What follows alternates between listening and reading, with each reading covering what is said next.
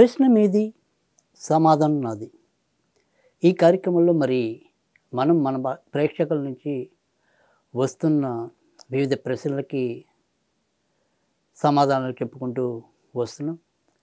వారికి ఇటు జాతకాల రీత్యా అయితేనేమి, ఆధ్యాత్మిక విషయాల పరంగా అయితేనేమి, తగిన పరిష్కారాలను మనం సూచించడం అనేది కూడా జరుగుతుంది.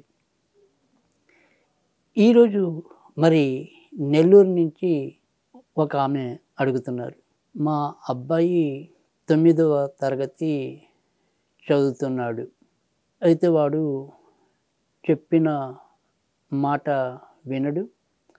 వాడిది శతభిష నక్షత్రం. చదువుకోరా అని ఎంత అడిగినప్పటికీ కూడా వాడికి ఇష్టమొచ్చిన చదువు టైంలోనే సమయంలోనే చదువుతాడు తప్ప తొందరగా పుస్తకాలు తీయడు.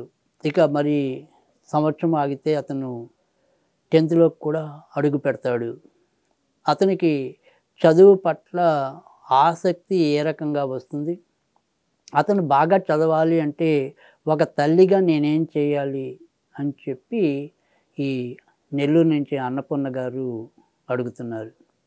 అయితే ఇక్కడ ఆవిడ చెప్పిన దాంట్లో మనకి ముఖ్యమైనది ఏంటంటే గనక వాళ్ళ అబ్బాయి ఎవరైతే ఉన్నాడో ఆ అబ్బాయి శతభిష నక్షత్రంలో పుట్టినట్టుగా ఆవిడ తెలియజేశారు. ప్రస్తుతం ఈ శతభిష నక్షత్రం అనే కాదు, ఏదైనప్పటికీ కూడా ఈ కుంభరాశి, శతభిష నక్షత్రం కుంభరాశి కనుక ఇటు ధనిష్ట, శతభిషం, పూర్వభాద్ర ఇవన్నీ కూడా కుంభరాశిలోకి రావటం అనేది ఉంటుంది.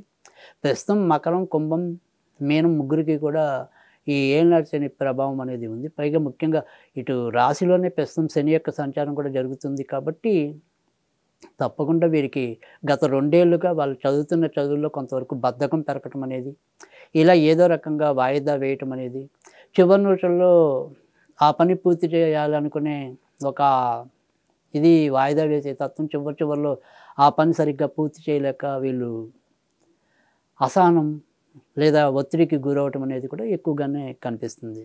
కనుక ఇక్కడ మనకి ఏంటంటే ఏదైనప్పటికీ కూడా ఈ వాయిదా వేసే తత్వం అనేది ఇది చాలా ఎక్కువగా మనకి కుంభరాశి వారిలో కనిపిస్తుంది. ఏదైనప్పటికీ కూడా మీద పడినప్పుడు చూద్దాంలే అనుకునే ఒక రకమైన మేకపోతు గాంభీర్యం అనేది కొంత వీరిని ఇబ్బంది పెట్టడం అనేది కూడా జరుగుతుంది. కనుక ఇక్కడ మనం ఈ ప్రశ్నలోకి వచ్చేప్పటికి ఏంటంటే ఏదైనా సరే అతనికి ఇలాంటి పరిస్థితి అంటే ఇతనికే కాదు, ఈ ప్రస్తుతం ఉన్న ఈ కుంభరాశిలో జన్మించి ఏ రకమైన ఎవరైనా సరే ఇబ్బందులు పాలవుతున్నా, వాళ్ళ యొక్క పిల్లలు సరిగ్గా చదవకుండా మంకుపట్టు పడుతున్నా, లేదా ఇతర వ్యాపకాల జోలికి పోతున్నా, మనం చేయవలసింది ఏదైనా ఉందా అంటే కనుక ఇప్పుడు నేను చెప్పే ఏదైతే ఒక క్రియ ఉంటుందో దాన్ని ఆచరించడం వల్ల ఎంతో కొంత మంచి జరుగుతుంది. ఇది ఏంటి అంటే కనుక ఎవరైతే తల్లులు లేదా వాళ్ళ నాన్నగారు ఎవరైనా సరే ఇప్పుడు నేను చెప్పబోయేది ప్రతిరోజు కూడా కనీసంలో కనీసం 27 లేదు వాళ్ళు చదవగలిగితే 108 సార్లు ఇలా 90 రోజులు నేను చెప్పిన ఈ మంత్రాన్ని పఠించి మరి పిల్లవారి యొక్క గదిలో ఏదైనా సరే ఉత్తరంలో ఒక వినాయకుడిది పటం పెట్టినట్టయితే, సరస్వతి దేవితో కూడిన వినాయకుడైతే కనుక మరింత మంచి ఫలితాలు ఇవ్వటం అనేది కూడా ఉంటుంది. కనుక గణపతి, సరస్వతి కలిసి ఉన్న ఫోటో వీరు ఎక్కువగా చదివే గది ఏదైతే ఉంటుందో ఆ గదిలో ఉత్తరంలో పెట్టినట్టయితే కనుక వీరికి చదువు మీద ఆసక్తి కలగటం అనేది కూడా ఉంటుంది. ఇక చదువు పట్ల ఆసక్తి కలగటం అనేది ఒకటి, చదువులో మనకి ఏదైనా సరే వాళ్ళు చదివిన దాంట్లో గుర్తు ఉండటం అనేది ఒకటి, ఇలా చివరి నిమిషం దాకా వాయిదా వేసి టెన్షన్ పడకుండా ఉండటం. ఈ టెన్షన్ పడటం వల్ల కూడా ఒక్కోసారి మనం రాసింది చదివింది కూడా సరిగ్గా ఉండదు. కనుక ఆ రకమైన ఇబ్బందిని అధిగమించడానికి ఇప్పుడు ఈ బిడ్డల యొక్క తండ్రుల్లో ఎవరైనా సరే నేను చెప్పబోయేది ఏదైతే ఒక దత్తాత్రేయ యొక్క లేదా సిద్ధగురువు యొక్క మంత్రం ఏదైతే ఉంటుందో ఆ మంత్రాన్ని 108 సార్లు చదివితే వారికి గురు అనుగ్రహం లభించి ఏ రకంగా చదువుల్లో ముందుకెళ్ళటం అనేది ఉంటుంది.